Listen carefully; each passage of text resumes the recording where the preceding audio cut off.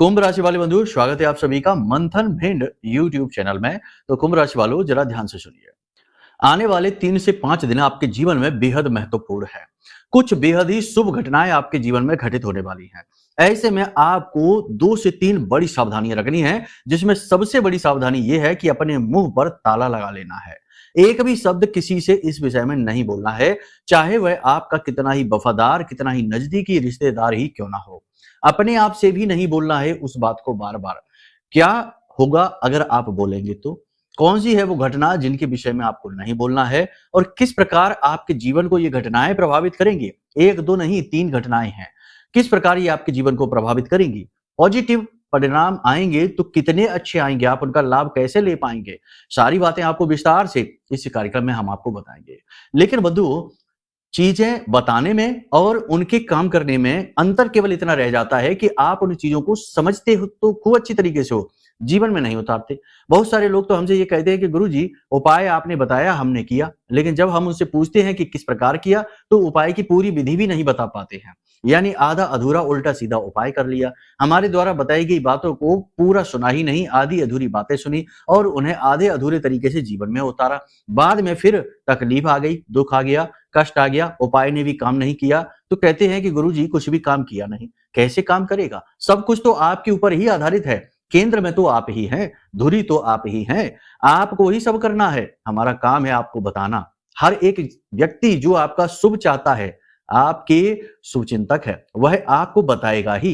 चलना तो आपको ही पड़ेगा, यात्रा आपकी है, जीवन आपका है।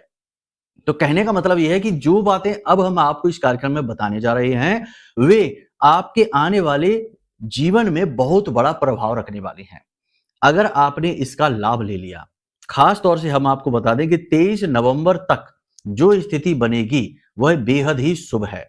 यहां पर 3 तरह से आपके जीवन में शुभ घटनाओं का आगमन है, लेकिन आपकी ही गलती, आपकी ही भूल चूक की कीमत आप चुकाएंगे, तो उसके विषय में भी आपको बताएंगे। लेकिन इन सब से कहीं बढ़कर आपको हम बताएंगे 3 ऐसे महत्वपूर्ण उपाय जो इस विशेष ग्रह परिवर्तन, ग्रह गोचर के समय पर आपकी मांग है, यानी समय की मांग है। तो इन उपायों को आप जरूर कर लेना, एक एक बार करने हैं, ज्यादा नहीं। इतने से होगा ये कि सूर्य का जो राशि परिवर्तन है, इसका आपको पूरा लाभ मिल जाएगा। सूर्य, बुध और मंगल तीनों एक साथ बैठे हैं, तीनों ही मित्र है। बहुत ही ज्यादा अच्छे परिणाम आपको प्राप्त हो जाएंगे। अचानक से जीवन में गति आ जाएगी, जैसे ब्रेक लगी हुई गाड़ी में एकदम से किसी ने एक्सीलेटर दबा दिया हो, एकदम से गाड़ी भागनी शुरू हो जाएगी जीवन की।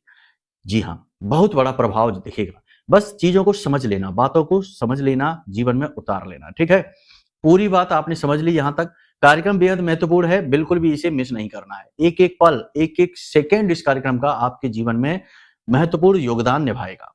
बस इसे जीवन में उतारना है। ठीक है, तो चलिए बंधुओं, कार्यक्रम को शुरू करते हैं। महामाई को याद करते हुए कमेंट बॉक्स में पूरे भक्ति भाव के साथ लिख डालिए, जिनकी इच्छा के बिना इस ब्रह्मांड में एक पत्ता भी नहीं हिलता है, ऐसी महामाई हमारी माँ बगलामुखी को याद करते हुए कमेंट बॉक्स में भक्ति भाव के साथ लिख डालिए, जय माँ बगलामुखी, कृपा करो। महामाई निश्चित तौर पर आपके ऊपर कृपा करेंगी, हमें पूर्ण विश्वास है। कृपा कर ही दी है, तभी ये कार्यक्रम आपके पास आया है, माई का प्रसाद बनकर। माँ के लिए यदि भाव और गहरा है तो कमेंट बॉक्स में ये भी लिखिए कि मैं भी माई के परिवार का हिस्सा हूं। चाहे माँ बगला हूं, चाहे माँ भद्रकाली हूं, दोनों एक ही हैं, माँ के ही स्वरूप है। अलग अलग वस्त्र पहने हैं, अलग अलग रूप दिखते हैं, लेकिन माँ एक ही है, माँ शक्ति, आदि शक्ति। ठीक है, तो भ्रमित ना होना, कंफ्यूज ना होना कि गुरुजी ने माँ बगलामुखी कह दिया, माँ भद्रकाली नहीं बोला। कुछ लोग ये भी बोल देते हैं। भेद नहीं करना है, कंफ्यूज नहीं होना है। दोनों ही हमारी माँ है, दोनों ही एक ही है। ठीक है, तो ये चीज यहां पर क्लियर हो गई आपको। आपने लिख दिया कमेंट में कि मैं भी माई के परिवार का हिस्सा हूं।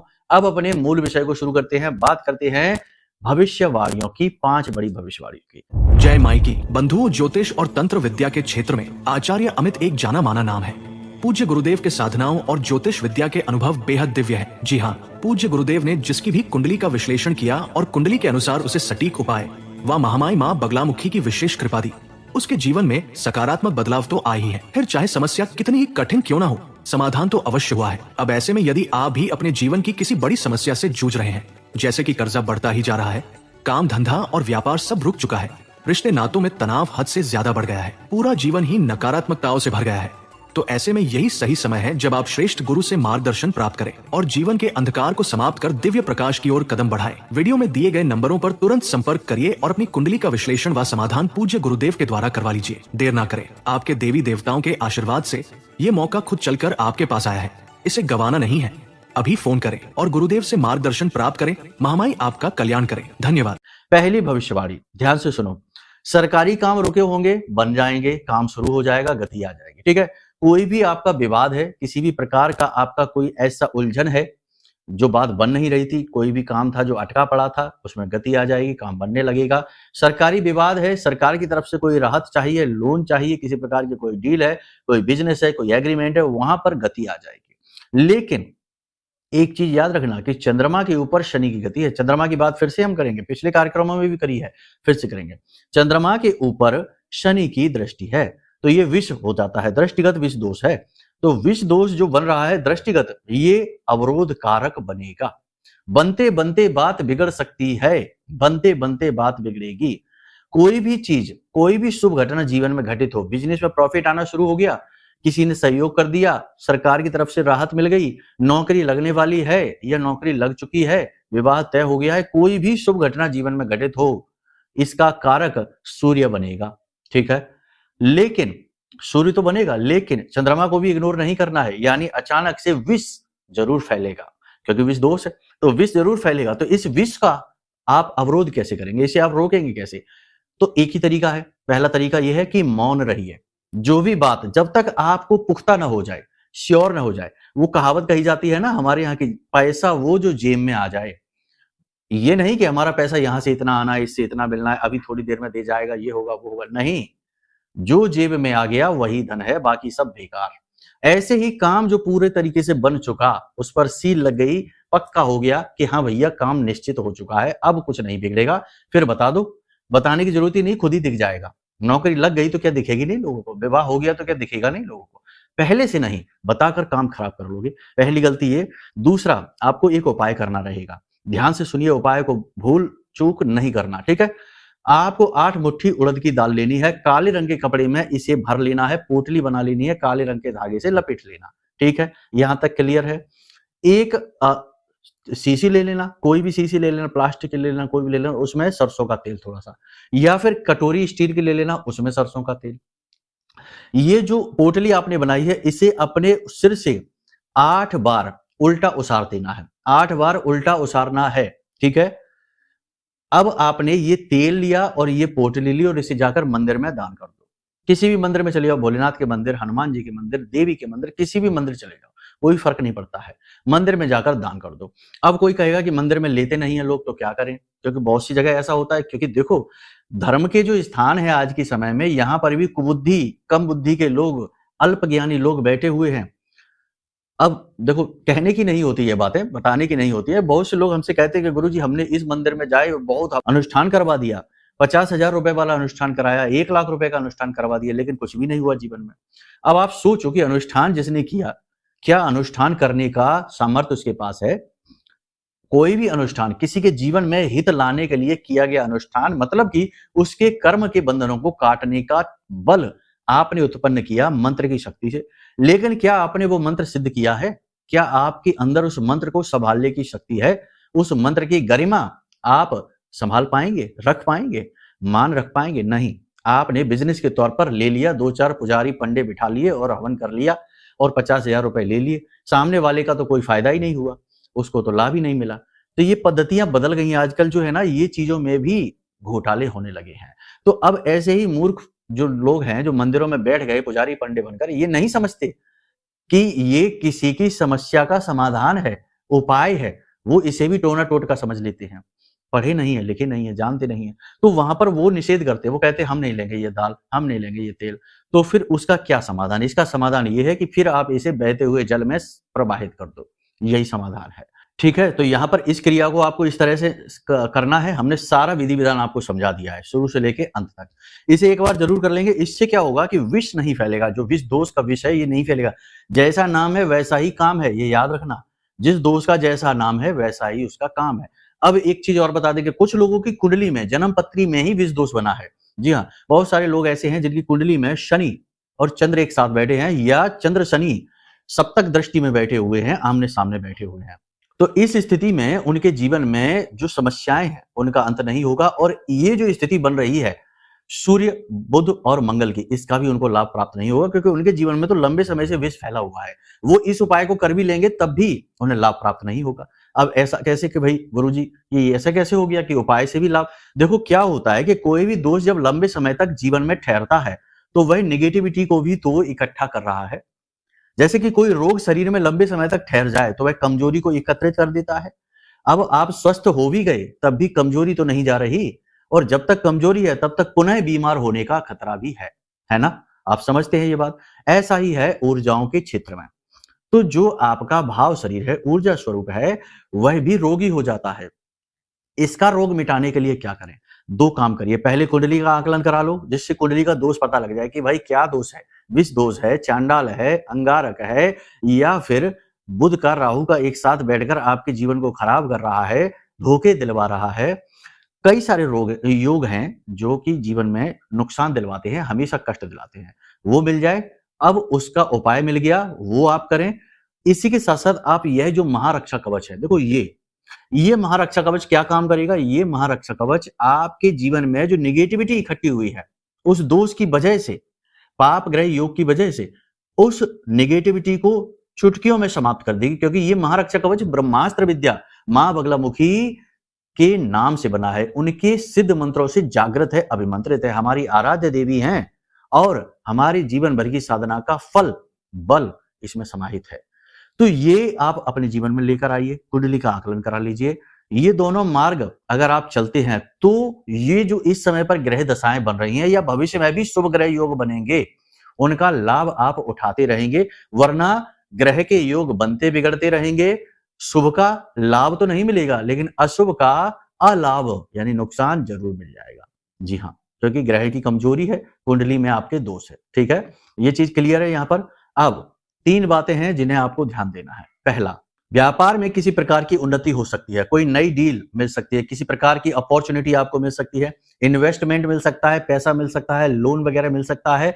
व्यापार में आप बड़ा बदलाव भी करने का प्रयास करेंगे, आप कर सकते हैं। 16 तारीख के बाद आप आराम से प्रयास करिए, सफल होंगे आपके प्रयास। ठीक है, प्रॉपर्टी के बिजनेस फलीभूत होंगे, कपड़े के बिजनेस फलीभूत होंगे, कंसल्टेंसी के बिजनेस, जो कमीशन के बिजनेस है वो खूब अच्छे चलेंगे, गल्ले व्यापार बहुत अच्छे चलेंगे, होटल वगैरह बढ़िया चलेंगे, कोई समस्या नहीं रहेगी।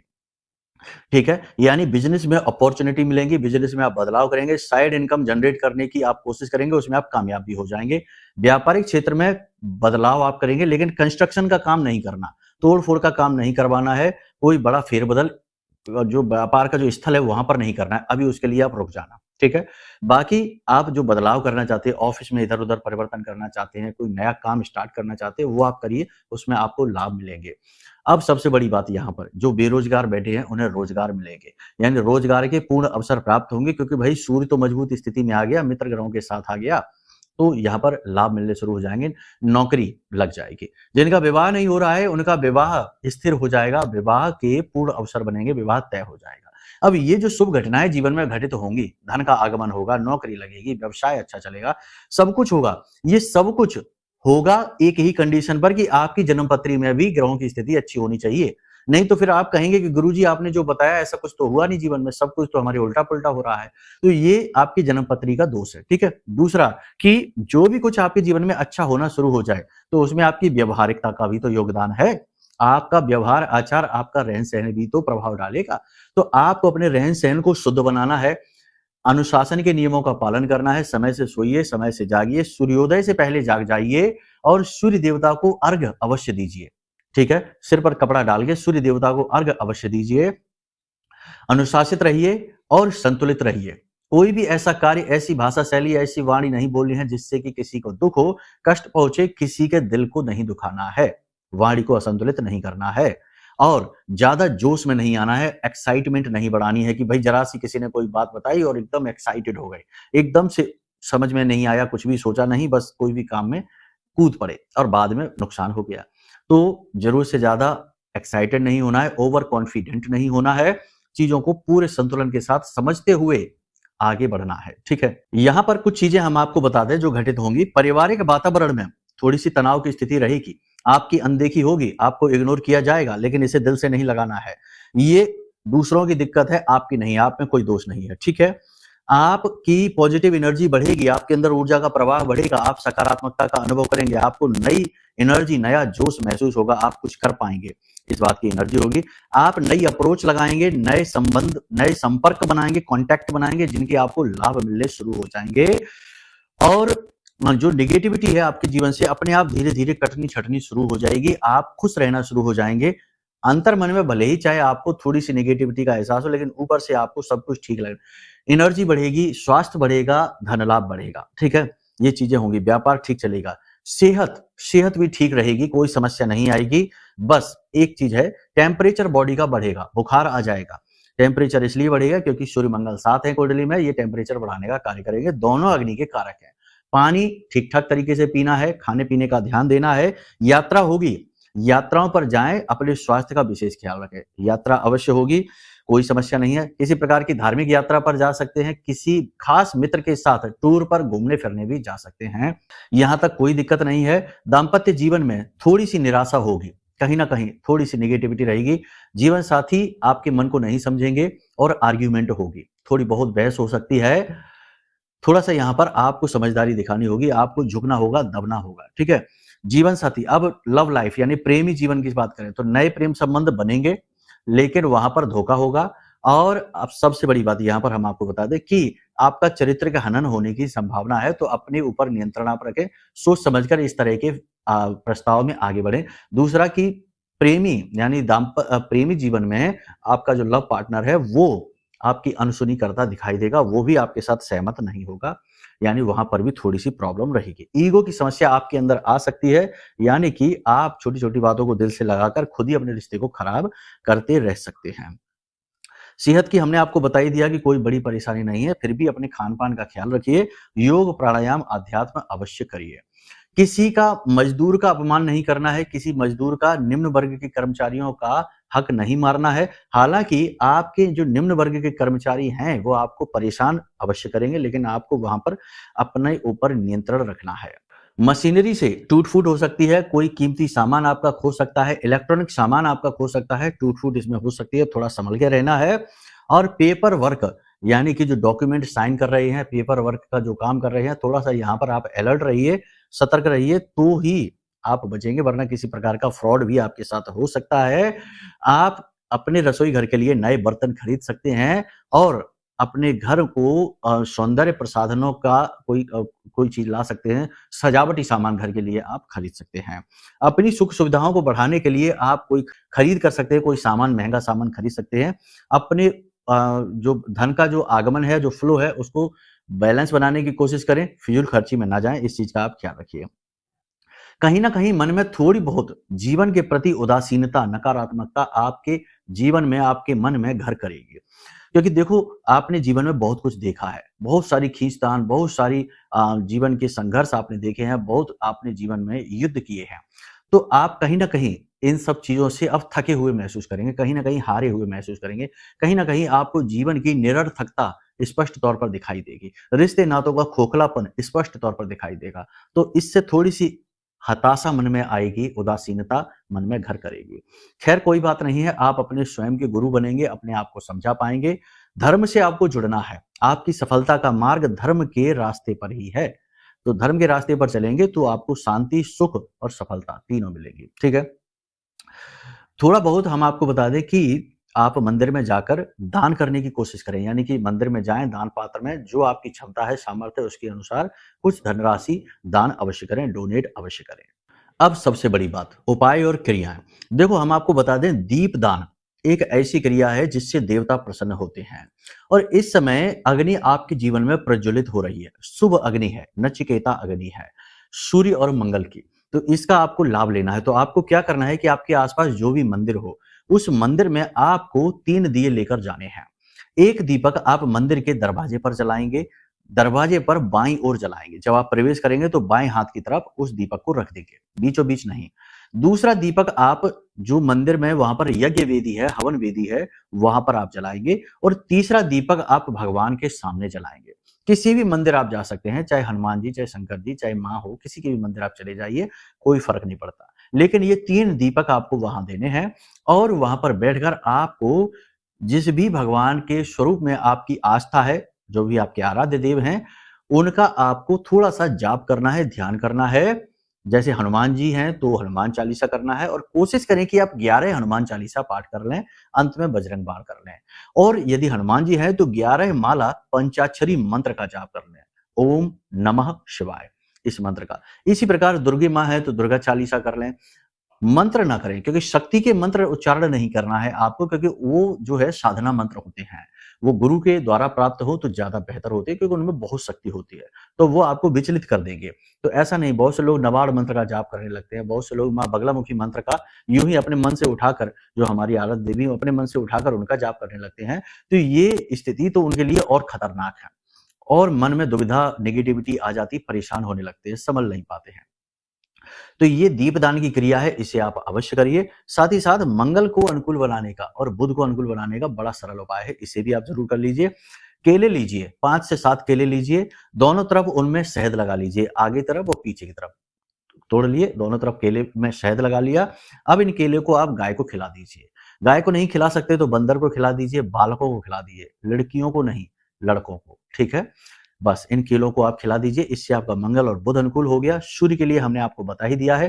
पिता का सम्मान करिए, पैर छूकर आशीर्वाद लीजिए, पिता को कुछ उपहार अवश्य दीजिए, सफेद रंग की कोई चीज देना, और पिता के समान जो उनकी उम्र के लोग हैं उनके भी पैर छूकर उनसे आशीर्वाद लीजिए, और किसी भी प्रकार से उनसे कोई असभ्यता ना हो। अपने पुरखे पूर्वजों का भी अपमान आपको नहीं करना है, अपनी वाणी को संतुलित रखना है। जो चीजें आपके जीवन में अच्छी घटित होनी शुरू हो, उनके लिए चुप हो जाना है, मौन हो जाना है, शांतिपूर्ण प्रयास करने हैं। आपके जीवन में शुभ समय की शुरुआत हो रही है। माई आपके जीवन में बहुत कुछ लेकर आने वाले हैं। आपके आराध्य देव, आपके इष्ट देव आपके जीवन में खुशियां लेकर आएंगे। एक और खास बात कि आपको अपने इष्ट देव के बारे में पता अवश्य होना चाहिए। इष्ट देव आपके वो देवता हैं जिनकी आपने कई जन्मों से पूजा की है, साधना की है। उनके बारे में आप कैसे जानेंगे? ये आपकी कुंडली देखकर ही बताया जा सकता है। कुंडली के कुछ विशेष सूत्र हैं जिनसे पता लगता है, क्योंकि कुंडली आपके पिछले जन्म का और आने वाले जन्म का भी लेखा जोखा बताती है। तो इष्ट देव के बारे में भी जानें और उनकी भी पूजा अवश्य करें, क्योंकि उनकी पूजा करना आपके लिए बहुत लाभदायक होगा, बहुत जल्दी फलित हो जाएगी। तो इष्ट देव का आप पता लगाएं और अपने जो भी आराध्य देव हैं उनकी आप पूजा पाठ करिए, भावपूर्ण रहिए। आपके जीवन में सब कुछ शुभ ही शुभ होगा। तो उम्मीद करते हैं सारी बात आपने समझ ली है। अब अपनी वाणी को हम यहीं विराम देंगे और माई से कामना करेंगे कि आपके जीवन में जो शुभ समय की शुरुआत हो, उसका पूरा लाभ आपको प्राप्त हो। अब भी अगर मन में कोई संशय है, शंका है, तो कोई बात नहीं है, कुंडली का आकलन करा लो। हम आपकी कुंडली का आकलन करने के लिए तैयार हैं और गारंटी देते हैं कि इसके बाद जब आप कुंडली आकलन कराएंगे और यह जो महारक्षा कवच है माई का, जो हमारी माँ है, आराध्य देवी है, हमारी माँ बगलामुखी है, इनका सिद्ध रक्षा कवच आप मंगा लेंगे, तो हम गारंटी देते हैं आपको कि फिर 100% जीवन आपका बदलेगा, चाहे कैसी भी स्थिति में आप क्यों ना हो। ठीक है, तो चलिए बंधुओं, वाणी को यहीं विराम देते हैं। प्रेम के साथ, भाव के साथ बोलिए जय माई की, जय माँ बगलामुखी। हमारे प्रिय और परम पूज्य आचार्य जी ने अपनी साधनाओं के अनुभवों पर आधारित शक्तिशाली उपाय और क्रियाओं के माध्यम से हजारों लोगों के जीवन को पूरी तरह से बदला है। आचार्य जी के द्वारा बताया गया हर एक उपाय इतना सटीक और कारगर होता है कि जो भी इसे पूरे भाव के साथ कर लेता है, उसे साक्षात महामाई की कृपा और आशीर्वाद प्राप्त हो जाती है। इसलिए निसंकोच इन उपायों को पूरे भाव के साथ करिए, आपका कल्याण होगा। जय माई की।